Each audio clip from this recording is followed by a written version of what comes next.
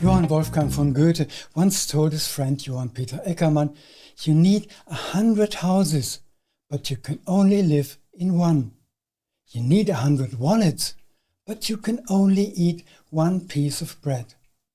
Goethe was basically saying it's important to focus on what matters in life and not get caught up in the pursuit of excessive wealth or possessions. This applies not only to material wealth, but also, and this might come as a surprise, to our brain cells. Less is more. The good news is that our brain is hardwired to do with less, even if that sounds a bit strange at first. At the age of just 18 months, each of us has so many billions of brain cells and synapses that Albert Einstein, as an adult, would be green with envy if he heard about it. In just 1 year and a half, the baby's full potential emerges almost explosively. Then anything is possible. They can learn the mother tongue, then another, why not two? The child absorbs all knowledge like a sponge and has the ability and capacity to do so. This is the peak of its development. Nothing more is to come. By then, it should have picked up the most important skills for self-regulation. Otherwise, all those synapses will be wasted. One of the main issues children face after birth is their inability to deal with emotions. They can't tell the difference between sensations and emotions. My tummy hurts sets off the alarm bells in my brain. I'm lonely does the same. In fact, both physical and emotional pain are perceived in the same pain center. How to deal with this is learned through the example set by the parents. They should be stable and grounded, calm and loving, and pass this on to the child through their body language, voice and touch. At some point, the little ones start to understand this lesson and use it themselves, and one day they pass it on to their own children. Two factors can be decisive for emotional crises, which we like to alleviate with our flower essences. One of these is neglect. If the parents are stressed themselves, don't have enough time for their children, or don't hold them often enough, it always leads to an increase in the stress that is already affecting the child. Their organism sets itself on permanent alert. Certain neurotransmitters, such as the so-called cuddling or bonding hormone oxytocin, are not called up often enough, and are therefore rated as less important. The stress hormones, adrenaline and noradrenaline, are needed frequently, so they are important and are promoted. Just as the mother tongue is important and encouraged, other languages are neglected if they aren't heard regularly. If there is no attention, cuddling, playing and singing, the stress becomes so great that it kills the children. And I mean literally. No contact, no life. Even if we don't assume the worst, we can still see that children who are deprived of the necessary attention are shaped for life as a result. This is because synaptic pruning sets in at the age of 18 months. Nerve cells are broken down and synapses are switched off. What remains is a pattern of connections that were considered important in the early stages of life. Having less active oxytocin-producing cells leads to a lack of feelings of attachment in future relationships. Ironically, these were only reduced due to their perceived unimportance, not their actual meaning in life. Dopamine-producing cells, on the other hand, are actively combated by the stress hormones. The result is reduced motivation, learning problems, decision-making difficulties, less enjoyment of life in general, and an increased susceptibility to drug use.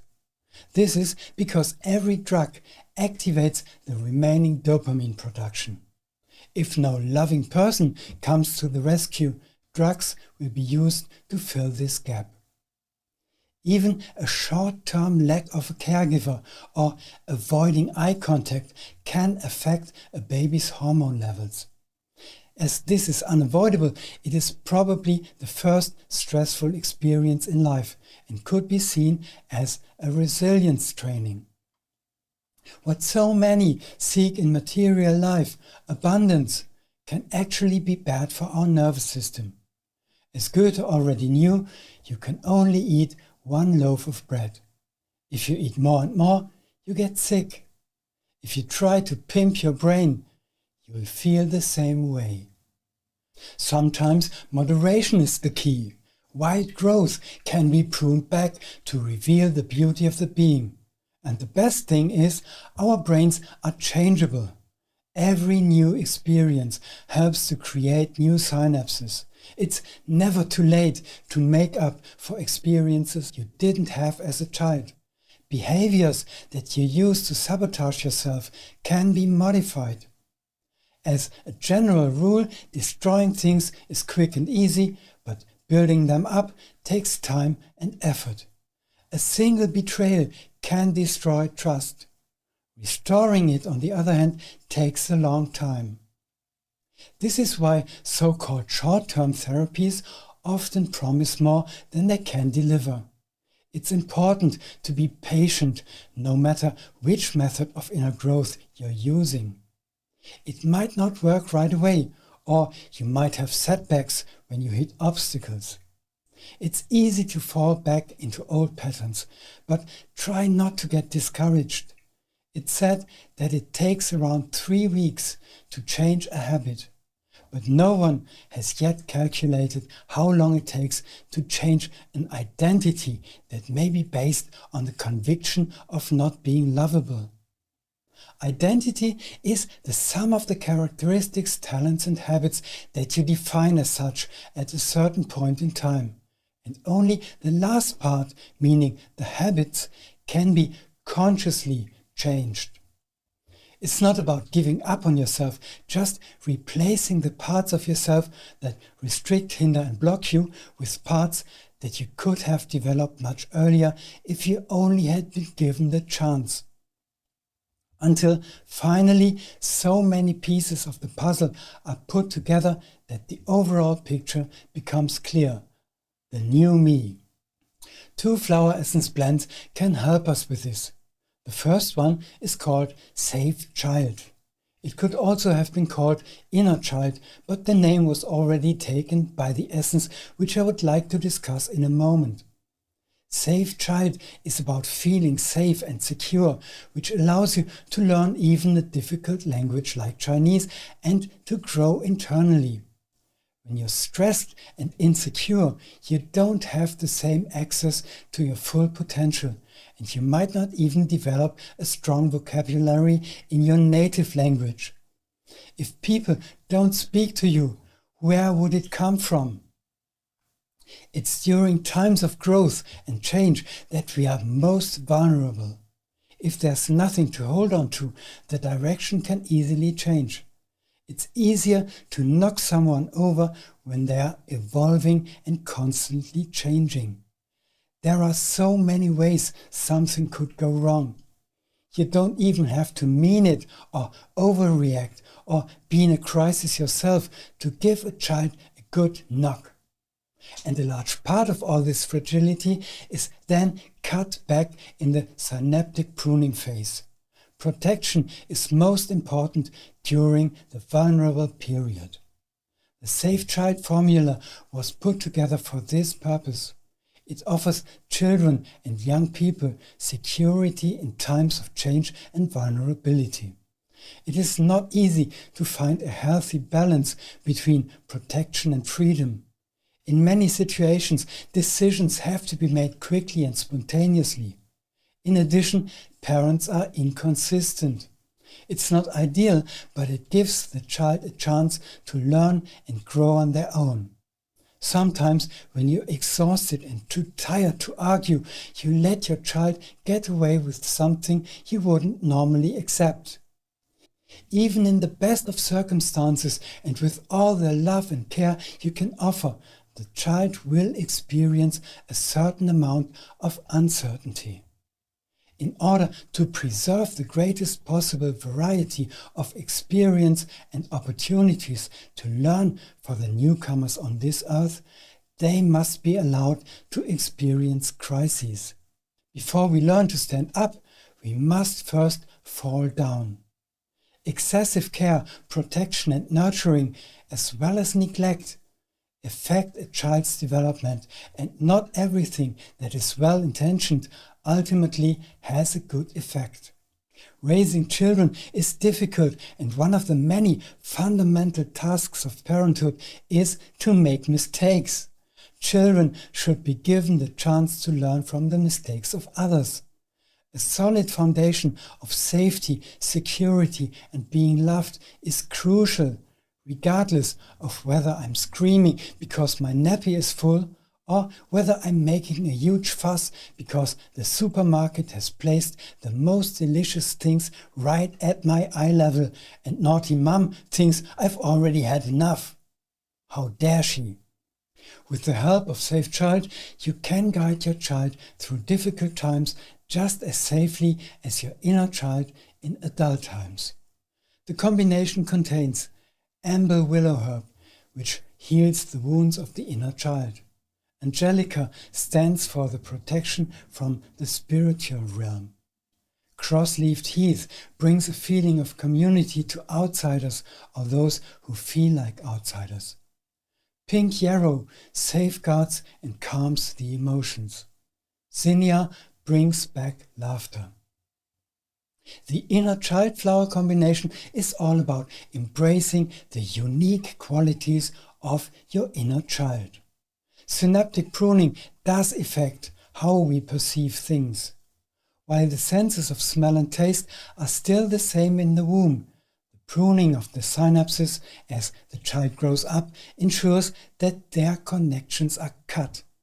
But not completely, as the simultaneous loss of smell and taste in people with COVID shows.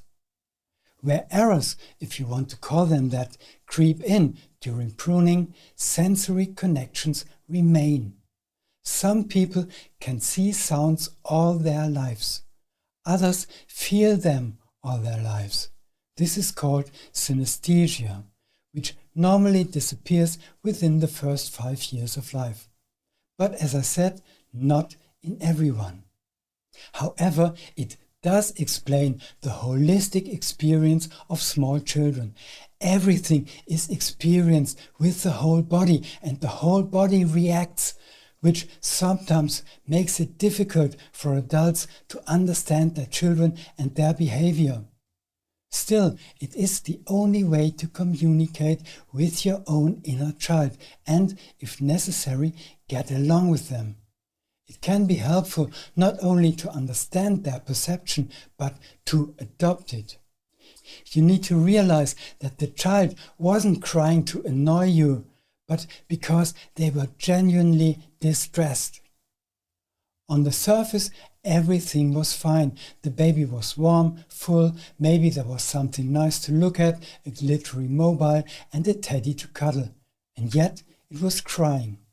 Perhaps it was loneliness that was hurting it. The name Inner Child Blend therefore refers specifically to the original perception of children and even unborn babies. The individual flowers it contains stimulate all the senses and unite them into holistic impressions. Activating them makes it possible to experience oneself as a whole. And not only that, to experience oneself as one with the world. In short, it's about having that original experience. Who could benefit from this? Well, I'm thinking first of all of people whose perception is limited in some way, whether it's vision, hearing or touch. but also those who are isolated, outsiders, people who don't make use of their opportunities, perhaps don't even recognize them. People who long for community but don't know how to achieve it. Those who have been hurt or tormented, who've been denied the simple joy of childhood. Included are perennial cornflower as the blossom of the skin. Garlic mustard is for smelling and tasting. Calendula improves the hearing. Wild carrot improves the vision. Pineapple weed promotes body awareness. And finally, bougainvillea unites these qualities, harmonizes them, and makes you open to new experiences.